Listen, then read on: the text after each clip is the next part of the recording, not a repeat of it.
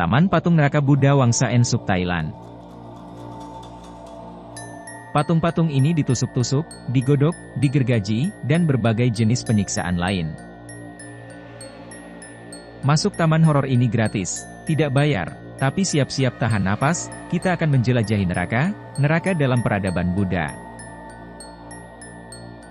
Kita akan menelusuri Taman Patung Wangsa Ensuk, Thailand. Sebenarnya visualisasi neraka sudah lama dikenal penduduk Nusantara, dan ada di candi-candi Buddha. Nanti menjelang akhir video kita akan melihatnya juga.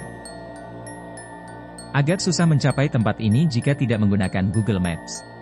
Meski melewati perkampungan, kota Bang Saen, Provinsi Chonburi, tempat bersemayam, Thailand Hell Horror Park, atau Taman Horor Neraka Thailand, ini terletak kira-kira 90 km dari Bangkok. Dari luar lokasi, patung-patung penyiksaan itu belum tampak. Di tempat parkir kita baru bertemu patung Buddha tertawa ukuran besar dengan warna mencolok. Suasana di parkiran mirip Indonesia. Gerobak kaki 5 berdesakan menunggu rezeki, dagangannya digantung pating kerantel tidak rapi. Warung-warung ini langsung berdekatan dengan mobil-mobil terparkir. Bedanya, di Indonesia kebanyakan mobil MPV. Di Thailand mayoritas keluarga memanfaatkan mobil pick-up, lebih besar dan ada bak di belakang. Di Indonesia, kabar tentang neraka dari agama Buddha kurang populer. Namun, istilah neraka justru dari agama Buddha, atau paling tidak dari bahasa Sanskerta, yaitu naraka. Dalam bahasa Inggris disebut hell, dalam bahasa Arab naar yang berarti api. Dari bunyinya, mungkin secara etimologis ada hubungan antara naar, naraka, dan neraka. Saatnya masuk ke gerbang Wangsa Ensuk. Ini bukan berarti kita langsung nyemplung ke neraka, tetapi berjumpa dulu kisah Siddhartha Gautama sang pendiri agama Buddha. Semuanya dituturkan lewat patung, lengkap sejak kelahiran hingga mencapai gelar Buddha Gautama. Siddhartha adalah anak Raja Sudodana. Konon, begitu lahir ia sudah dapat berdiri. Dalam persalinan, ibunya tidak perlu berpose layaknya ibu babaran, tetapi sang ibu, Ratu Mahamaya, berdiri memegang dahan pohon sala. Pada adegan ini, anatomi bayi Siddhartha tidak dibuat secara tepat, bukan bentuk bayi tetapi orang dewasa yang pendek. Episode selanjutnya adalah ketika Pangeran Siddhartha diramalkan akan menjadi pertapa, sehingga raja cemas karena apabila ia menjadi Buddha, tidak ada pewaris tahta kerajaannya.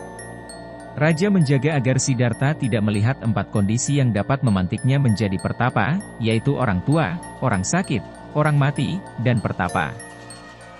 Tetapi, suatu ketika ia melihatnya juga, dan ini menjadi satu diorama tersendiri.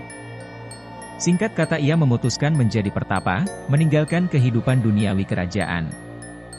Keputusan ini ia tandai dengan memotong rambut panjangnya. Detail kisah bagian ini tentu panjang kalau diceritakan, nanti malah tidak jadi melihat neraka. Patung-patung lain ada di kanan kiri jalan, ada juga yang di tengah-tengah. Seluruh bentuk patung di taman ini tidak dibuat dengan akurasi realistik idealistik sebagaimana patung klasik Yunani Romawi, bukan juga realistik impresionistik seperti patung The Thinker Auguste Rodin, juga bukan patung dekoratif seperti buatan seniman suku Maya. Sebelum penyiksaan, ada tempat pembanding amal baik dan amal buruk. Orang yang baru mati dirantai dan mesti menghadap Raja Kematian Piayom. Setelah membandingkan perbuatan baik yang tertulis di piring emas dengan perbuatan buruk yang tercantum di secarik kulit anjing, Piayom akan memutuskan apakah orang tadi masuk neraka atau lolos dari siksa. Ini mengingatkan pada konsep Yaumul Hisab atau hari penimbangan dalam Islam. Kembali ke Wangsa Ensuk. Patung-patung di sana dibuat dengan semen ala kadarnya. Yang penting tampak ada tangan, ada kaki. Tidak peduli rincian otot-ototnya seperti apa. Visual patung di sana layaknya properti yang akan diarak di karnaval 17-an. Tetapi kesederhanaan bentuk inilah yang justru membuat fleksibel ketika figur-figur itu akan dideformasi di taman neraka. Sebagaimana sebentar lagi kita saksikan. Selamat datang di neraka, demikian tulisan sapaan yang tertera ketika akan memasuki wilayah neraka. Siksaan terdekat yang ditemui wisatawan Wangsa Ensuk adalah wajan penggorengan, bukan untuk menggoreng mendoan tetapi manusia-manusia, baik laki-laki maupun perempuan. Bahan bakarnya adalah batangan kayu-kayu besar. Ada 4 orang kesakitan di cairan panasnya, bahkan ada yang nyaris jatuh. Sementara itu seorang yang lain sedang diangkat penjaga neraka. Orang ini siap-siap dilempar, dicemplungkan ke dalam wajan penggorengan. Sementara itu penjaga neraka yang bersenjata tombak siap memasukkan ulang siapapun yang keluar dari wajan. Namun demikian, patung paling menonjol di sisi siksa wajan ini adalah sepasang raksasa. Dijuluki Naingyean dan Nangtong. Mereka mendapatkan siksaan rasa lapar.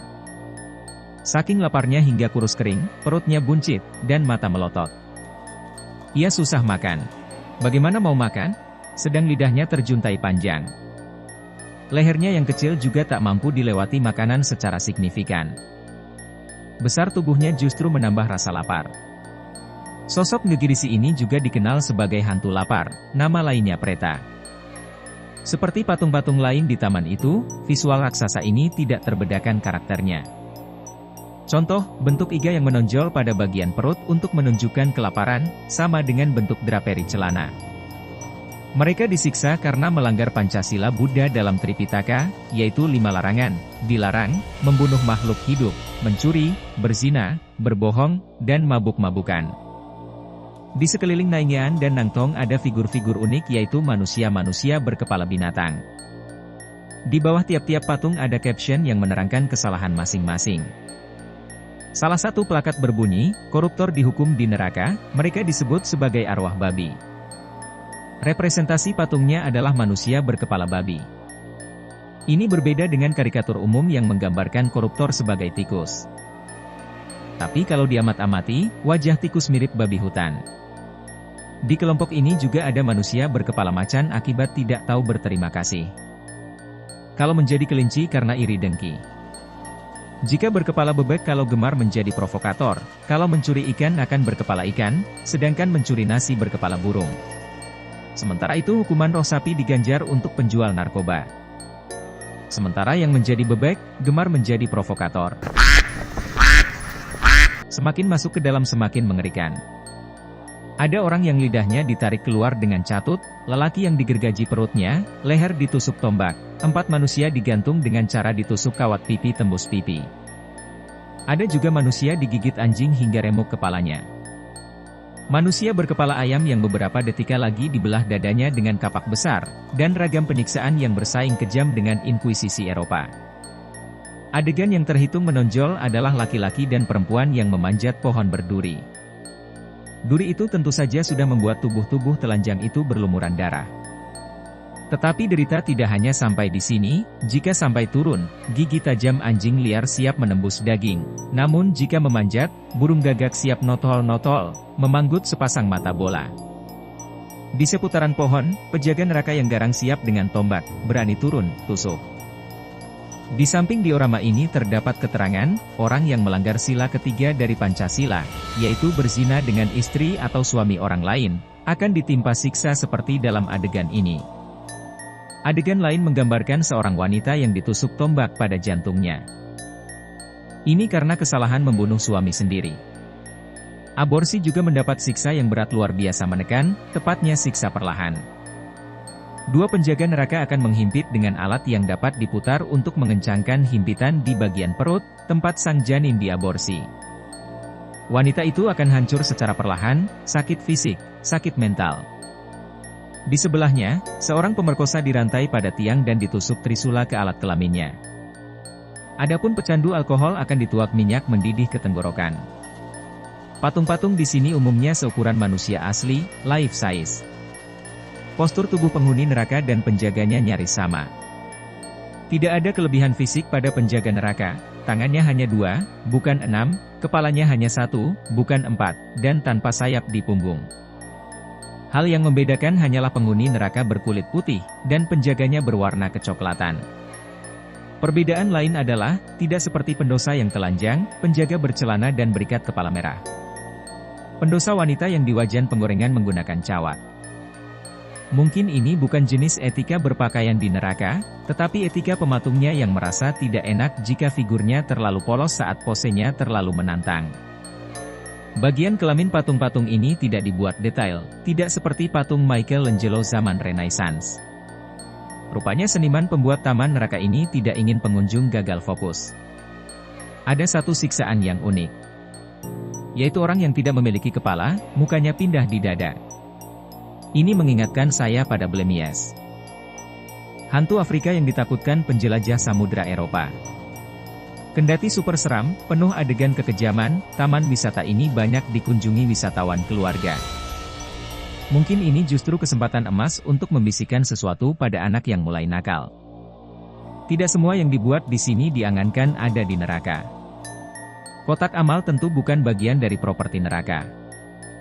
Memasuki Wangsa Ensuk memang gratis, namun nyaris di setiap adegan terdapat kotak amal. Di bawah raksasa Nainyan maupun Nangtong juga ada kotak amal, berdiri kokoh. Warnanya biru putih. Kotak amal yang sangat banyak itu masih ditambah celengan amal yang lain. Anjing yang menggigit pendosa tadi, perutnya juga siap dimasuki mata uang bat. Kotak amal itu lengkap dengan berbagai petuah.